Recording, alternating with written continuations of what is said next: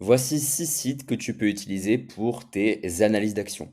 Donc, comme tu le sais, lorsqu'on fait du stock picking, il y a de nombreux critères à regarder, il y a de nombreuses choses à analyser, et donc il faut vraiment être le plus rationnel possible. Essayer d'utiliser au maximum les informations que tu as à ta disposition pour choisir bien, les meilleures entreprises qui vont te donner les meilleurs rendements. Notamment lorsque tu es dans une stratégie quality, donc tu vas essayer de chercher les fondamentaux les plus intéressants des meilleures entreprises du monde entier, notamment aux États-Unis, il te faut vraiment une aide. Il faut vraiment avoir des outils très simples d'utilisation qui te permettent, voilà, de suivre ton portefeuille, de gérer ton portefeuille, et de sélectionner, certaines entreprises avec des critères précis. Donc la première chose que tu peux faire, le site le plus intéressant et le plus connu, que tu peux utiliser pour, tes, analyses d'entreprise et pour faire une pré-analyse, moi c'est ce que j'aime beaucoup faire, c'est me faire une liste d'entreprises que je suis, en tout cas que j'aime beaucoup, donc ça va être une watch list.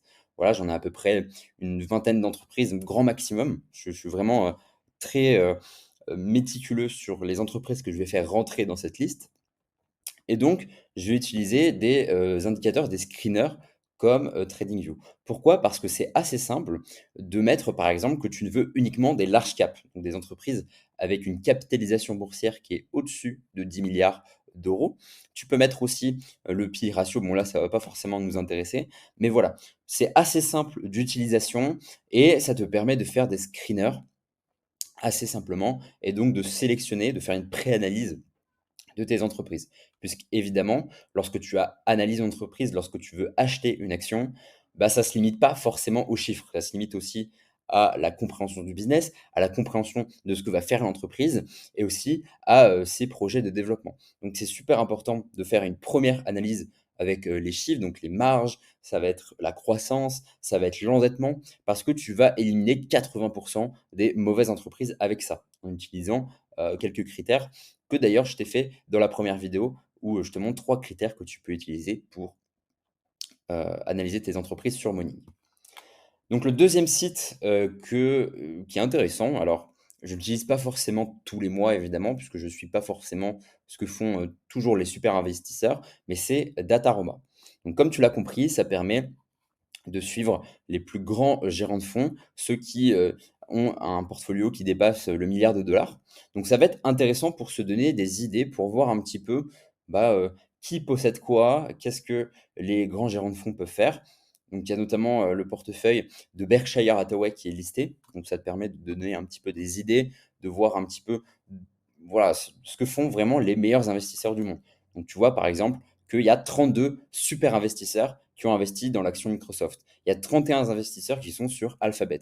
Donc ça, c'est intéressant, pour te donner quelques idées sur les entreprises, heu, qui peuvent être intéressantes puisqu'il y a une, concentration qui est faite sur certaines entreprises. Donc évidemment, il faut faire tes propres analyses par toi-même, mais ça te donne un ordre d'idée sur qu'est-ce que font les plus grands investisseurs et donc j'aime bien regarder notamment, bah, certains investisseurs, donc comme je te l'ai dit, Warren Buffett, mais aussi par exemple, Terry Smith. Terry Smith qui est, on va dire le théoricien de, l'analyse quality, en tout cas, qui a géré un fonds, avec, comme, critère de sélection des sociétés et des entreprises, des actions qui sont de qualité et qui a surperformé le S&P 500 depuis sa création, dans les années 2010. Donc c'est vraiment intéressant de voir, ce type de portefeuille. Donc c'est pour ça que j'utilise de temps en temps Dataroma pour mes analyses. Le troisième site que j'aime bien, ça va être, Long Term Trends. Donc comme tu peux le voir, ça te donne un petit peu la valorisation actuelle du S&P 500. Donc ça, pour moi, c'est vraiment un facteur qui est capital, je dirais, dans, mes allocations mensuelles. C'est-à-dire que moi, je vais évidemment investir en dollar cost averaging la plupart du temps. Donc, c'est-à-dire que chaque mois, je vais mettre 200, 300, 400 euros chaque mois sur mon portefeuille. Donc, ça ne bouge pas et c'est vraiment important parce que c'est le temps investi qui va vous faire gagner en bourse. Mais il y a une partie, donc à peu près 30% de mes investissements, où je vais essayer eh bien, avec ce type de ratio, de mettre un petit peu plus à un certain moment et un petit peu moins à un certain moment. Et donc, c'est vraiment très visuel et c'est ça que j'aime beaucoup. Donc, on n'utilise pas le PI ratio, donc le price earning ratio. Donc, c'est le cours sur bénéfice des entreprises. Ça, on peut l'utiliser, mais moi j'aime plus utiliser le Shiller P. Donc qu'est-ce que c'est? Ça va être simplement qu'au lieu de prendre les bénéfices sur une année, on va prendre la moyenne des bénéfices sur 10 ans. Et donc ça nous permet d'avoir des critères un petit peu plus fiables, puisque les bénéfices ils peuvent vraiment varier d'année en année. Mais là, ça nous permet de voir actuellement que le S&P 500 est à un Shiller P de 30, donc c'est globalement assez élevé. Et donc dans ces genres de périodes où les actions sont chères, donc où les estimations de rendement futur et les investisseurs sont assez euphoriques. Donc, tu as pas forcément, beaucoup de bénéfices par rapport à l'argent que tu vas mettre sur certaines entreprises et bah, c'est pas forcément très intéressant lorsque, les P/E ratios sont hauts.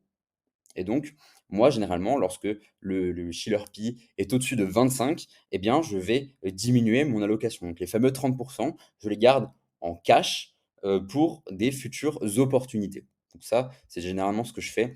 J'avais bien investi et surinvesti durant la période en 2022 et là, actuellement, je fais beaucoup plus de réserves et donc, c'est ce type de site internet qui me permettent, de faire ça et donc je trouve ça super intéressant et donc c'est quelque chose que je voulais te partager parce que c'est quelque chose que j'utilise chaque mois pour mes investissements mensuels.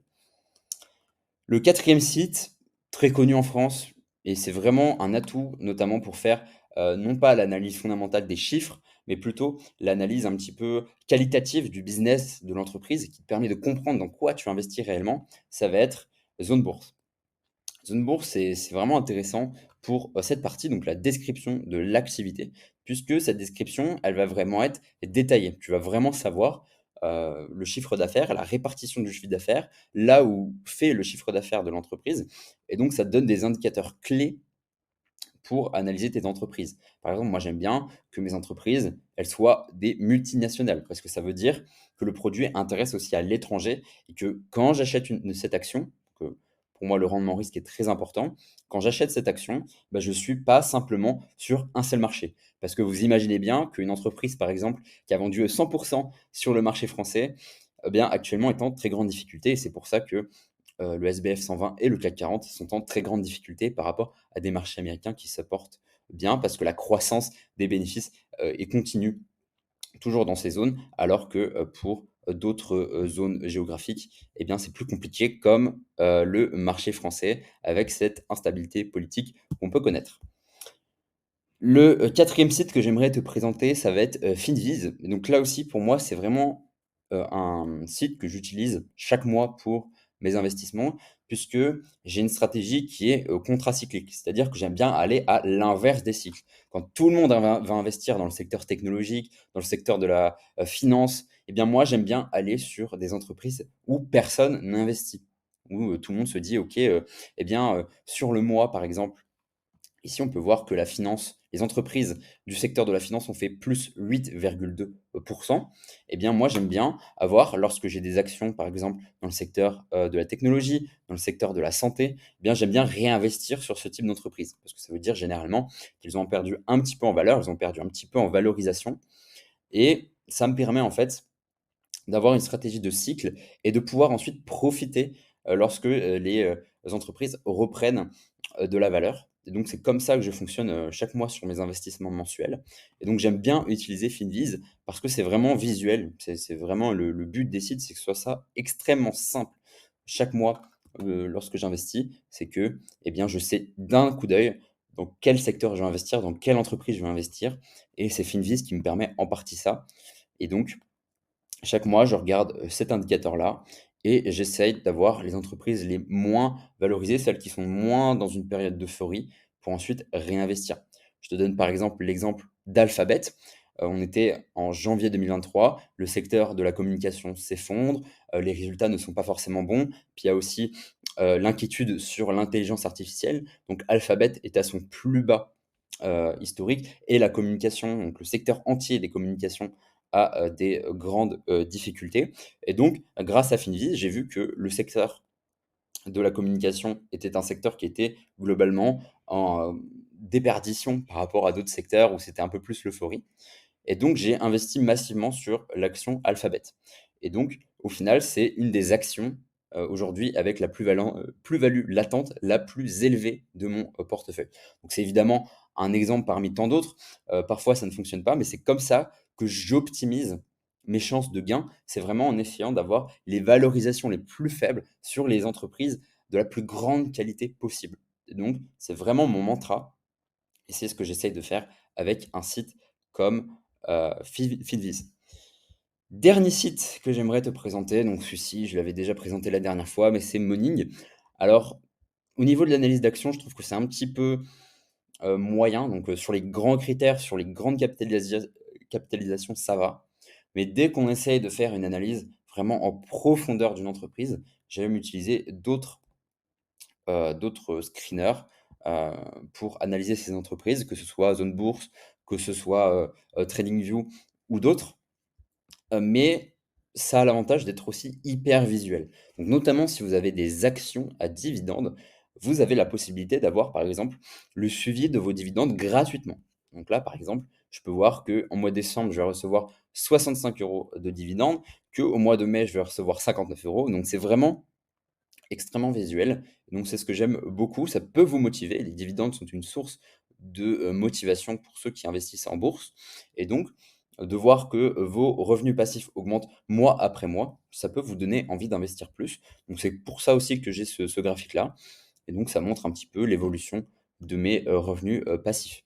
Vous pouvez aussi suivre votre portefeuille très facilement. Il y a d'autres manières de suivre votre portefeuille de manière professionnelle, je pense à, Portfolio, Performance. Mais là, vous avez un site Morning qui est extrêmement simple. Vous avez votre plus-value latente, vous avez les dividendes que vous recevez, le rendement total et vous avez un petit peu, voilà, c'est vraiment très, très visuel. Vous avez le logo de l'entreprise, vous avez le PRU auquel vous l'avez acheté. Bref, c'est vraiment visuel. Donc je tiens vraiment à dire que j'essaie pas de trouver les sites les plus, formels du monde parce que c'est pas, quelque chose qui peut en tout cas, c'est quelque chose qui peut dégoûter certains investisseurs et se dire: «OK, c'est trop compliqué, ma gestion est trop complexe, et ben, j'arrête d'investir». En tout cas, je le fais mal et je le fais pas de manière efficace. Je cherche vraiment l'efficience sur les sites que je vais utiliser. J'en ai 6 ou 7 grand maximum que je vais vérifier de temps en temps, hem et vraiment, j'essaye que je passe le moins de temps possible sur mes investissements. Dès que j'ai